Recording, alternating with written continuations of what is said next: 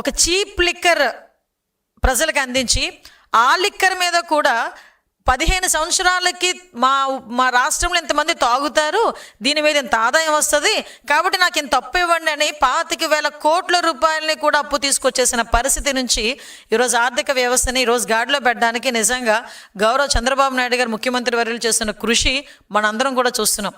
ఒకటి మాత్రం నిజమండి, కూల్చివేతలతో మొదలుపెట్టాడు, విధ్వంసం చేశాడు, విద్వేషాలను రెచ్చగొట్టాడు, హింసను ప్రేరేపించాడు, వాళ్ళ తాలూకా మంత్రులు ఎమ్మెల్యేల చేత బూతులు తిట్టించాడు, అసెంబ్లీ సాక్షిగా మా చంద్రబాబు నాయుడు గారి చేత కన్నీళ్లు పెట్టించారు, అదేవిధంగా నారా భువనమ్మని నోటుకొచ్చినట్టు మాట్లాడించారు.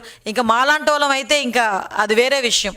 అంటే ఒక్కొక్కసారి ఎందుకు గుర్తు తెచ్చుకోవాలంటే జగన్మోహన్ రెడ్డి ఈరోజు వచ్చి నీతి కబుర్లు చెప్తున్నాడు. అదేవిధంగా వాళ్ళ తాలూకా విధ్వంసం చేసే ఆ జనాలు కూడా వైసీపీ మూకలు కూడా బయటకు వచ్చి ఈరోజు నీతులు చెప్తున్నాయి. ఆ నీతులు చెప్పేటప్పుడు లాస్ట్ 5 సంవత్సరాలు వీళ్ళు ఏం చేశారన్న సంగతి కూడా గుర్తు చేయాలి అనే ఉద్దేశంతో బయటికి రావాలంటే పరదా ఉండాలి, బయటికి రావాలంటే చెట్లు నరికేయాలి, అతను బయటకు వచ్చాడంటే షాపులు మూసేయాలి, జగన్మోహన్ రెడ్డి బయటకు వస్తున్నాడంటే షాపులు మూసేయాలి, జగన్మోహన్ రెడ్డి ఒక మీటింగ్ పెట్టాలంటే తెలుగుదేశం పార్టీ వాళ్ళందరినీ కూడా హౌస్ అరెస్టులు చేయాలి. అదేవిధంగా అతని గురించి ఎవరైనా గట్టిగా సోషల్ మీడియాలో మాట్లాడితే వాళ్ళని తీసుకొచ్చి సిఐడి కేసులు పెట్టి ఇరికించాలి. ఆ సిఐడి కేసులు పెట్టేదానికి కూడా వయసులతో సంబంధం లేదు. 60-70 సంవత్సరాల అంకబాబు గారైనా సరే, లేకపోతే 65 సంవత్సరాల వృద్ధులైనా సరే, మహిళలైనా సరే, ఎవరినైనా సిఐడి చేతిలో పెట్టుకొని ఆ రోజు పోలీస్ వ్యవస్థను చేతిలో పెట్టుకొని సామాన్యమైన ప్రజలు ఎన్ని రకాల హింసలు పెట్టారో ఈరోజు నేను గుర్తు చేస్తున్నా. ఈరోజు వీళ్ళు బయటకు వచ్చి మాట్లాడుతున్నారు. మేము ఏమైనా ఏంటది ఏదో ఆంక్షలు విధించామా అని మాట్లాడారు. మొన్న కూడా నేను దాని గురించి ఆంక్షలు విధించారని మాట్లాడేదానికి. ఈరోజు ప్రజలు ఆంక్షలు లేకుండా ప్రశాంతంగా బతుకుతున్నారు. ఒక పరదా లేదు, ఒక చెట్లు కొట్టడం లేదు, ఒక షాపులు మూసివేత లేదు, ఒక హౌస్ అరెస్ట్ లేదు.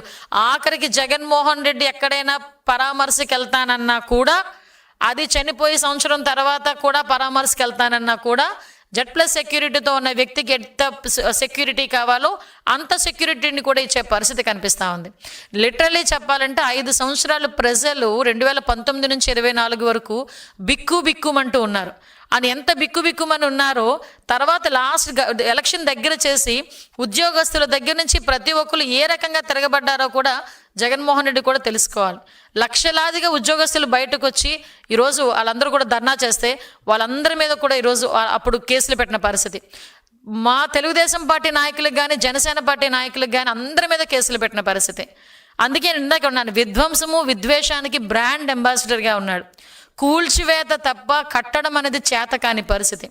అతని తాలూకా ట్యాక్స్కి భయపడిపోయి పరిశ్రమలు కూడా పరిగెట్టి పారిపోయే పరిస్థితి.